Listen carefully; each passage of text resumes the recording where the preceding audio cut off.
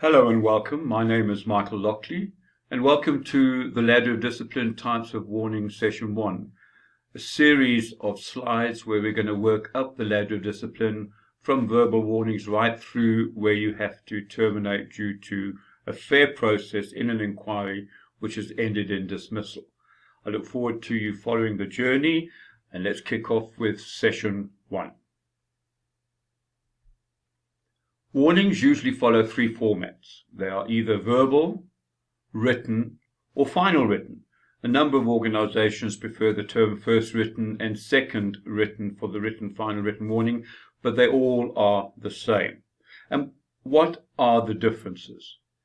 If we look at verbal warnings in the first instance, this normally is the first means of formal discipline.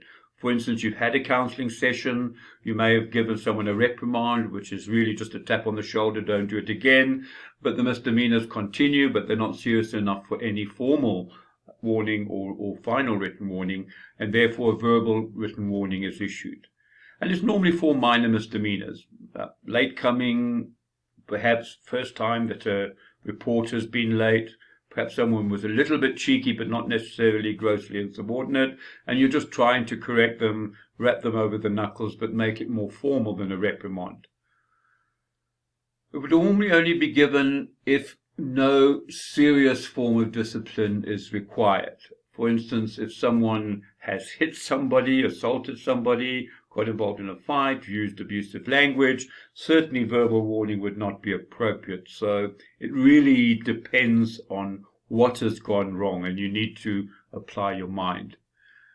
Normally it is in writing, even though it's verbal, and a couple of people say, well, if it's verbal, how can it be in writing? But it is the first step to show that you are trying to redress behavior that you're not actually happy with.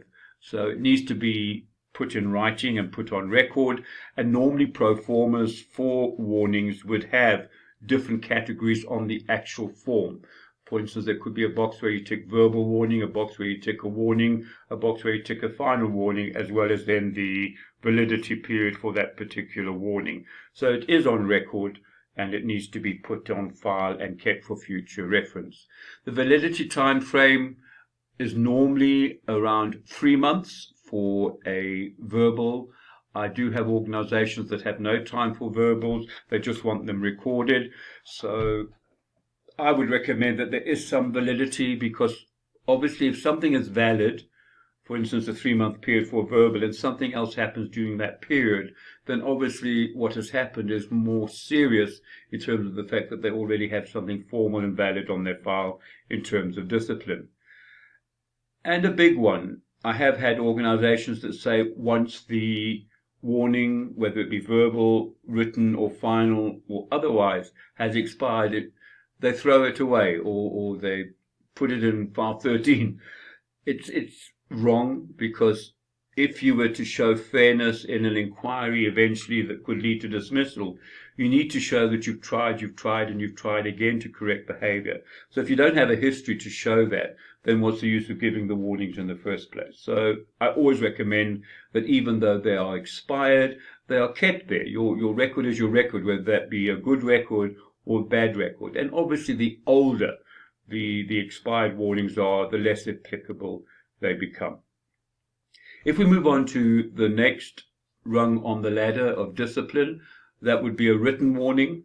Written warnings are normally issued for first-time offences depending on their severity, and codes of conduct would normally talk to if you're absent for 1 day without permission. That could be a written warning. Remember, nothing's cast in concrete, and we really have to apply our minds and make sure that we are being fair to the individual, but also firm in terms of managing our processes and sending a message to everybody else as to our tolerance for what's going wrong.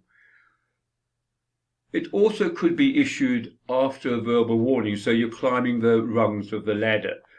So you've given a verbal warning for late coming of 5 minutes as an example.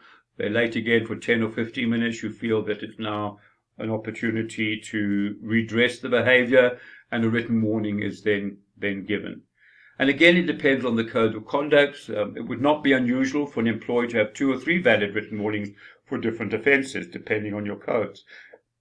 Some codes speak to the fact that if you have a warning for anything the next issuing of any formal discipline would be a final written warning. My opinion is that's not necessarily necessary, but you obviously have to follow your own code.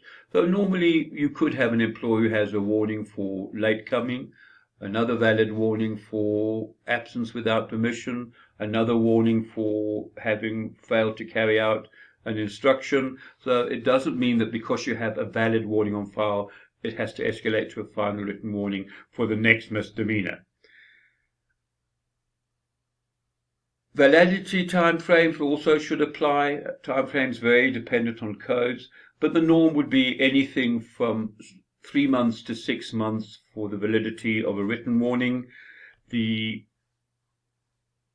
benchmark currently would be 3 months. I think a lot of organizations are moving to 3 months for a written warning and 6 months for a final, although 6 months for a written and 12 months for a final are not unheard of. They wouldn't be seen as unreasonable as long as you apply them consistently throughout the organization for those that are receiving warnings and final written warnings.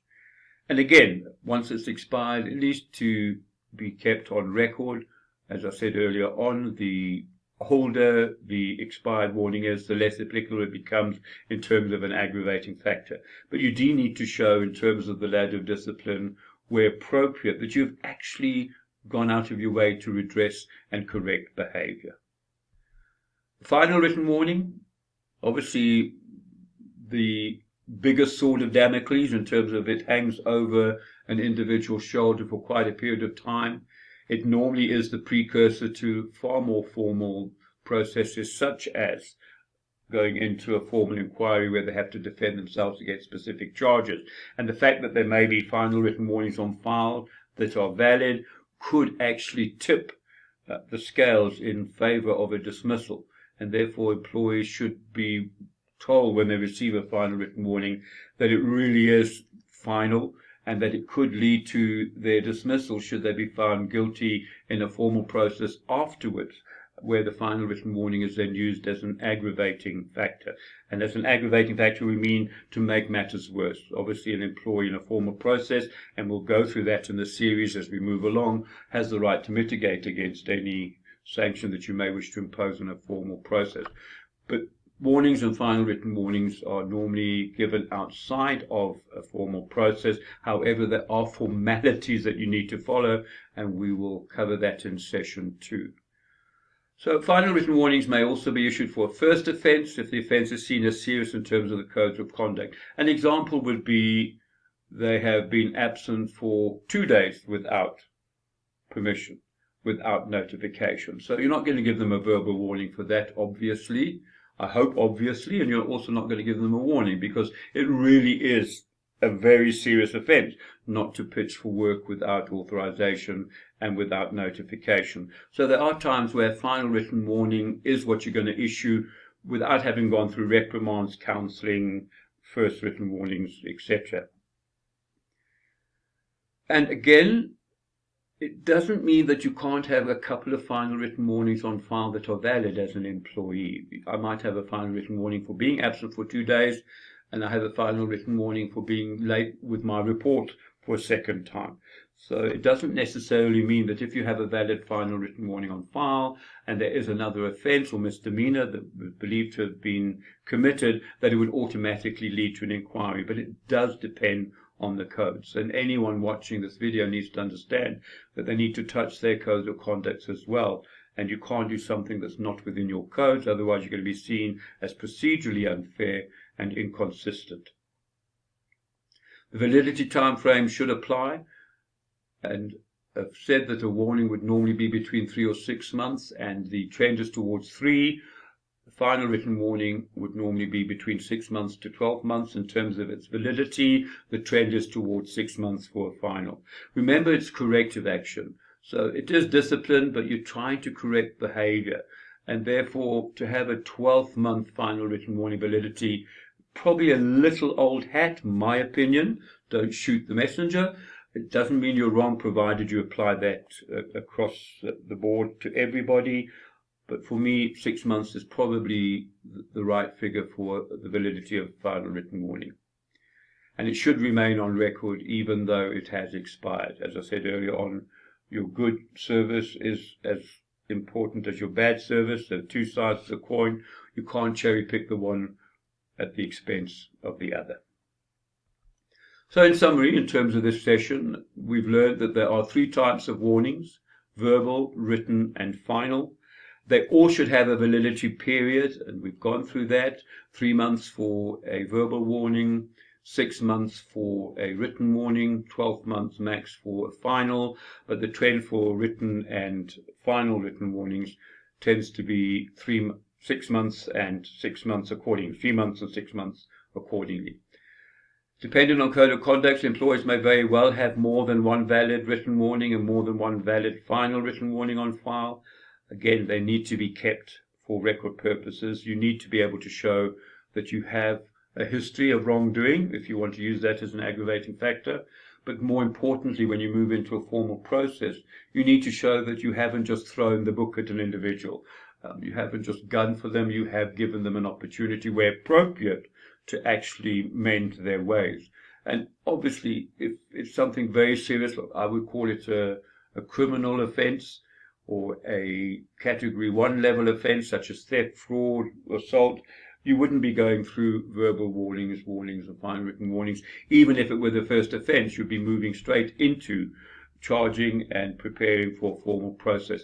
And as the series develops, we will be going through what you need to do in terms of the wording of those charges and how to prepare for and lead as an initiator, as well as the duties and role of a chairperson as we move on in the series of the ladder of discipline.